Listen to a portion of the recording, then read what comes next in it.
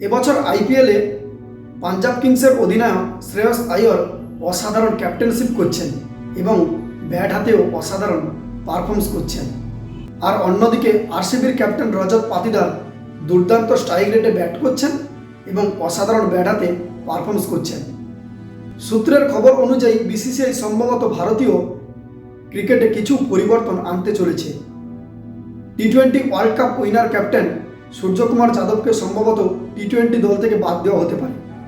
তার জায়গায় নতুন ক্যাপ্টেন শ্রেয়স আইয়ারকে খেলানোর কথা ভাবছে বিসিসিআই এবং lower middle order batsman Rinku সিংয়ের জায়গায় সম্ভবত রজত পাতিদারকেও দেখা যেতে পারে। এছাড়া ওডিআই ফরম্যাটেও কিছু পরিবর্তন আনতে চলেছে বিসিসিআই। কেএল রাহুল এবং ঋষভ পান্তের জায়গায় সম্ভবত ঈশান কিষান এবং সঞ্জু স্যামসনকে দেখা যেতে পারে এবং টেস্ট স্কোয়াডে সাই সুদর্শনকে ড্রপ করা হতে পারে। তার জায়গায় দেবদূত পাডিক্কলকে খেলানোর কথা ভাবছে বিসিসিআই। আপনাদের কি মনে হয়, ভারতীয় ক্রিকেটে এই পরিবর্তন আসা উচিত? আপনাদের মতামত অবশ্যই কমেন্টে লিখে জানান।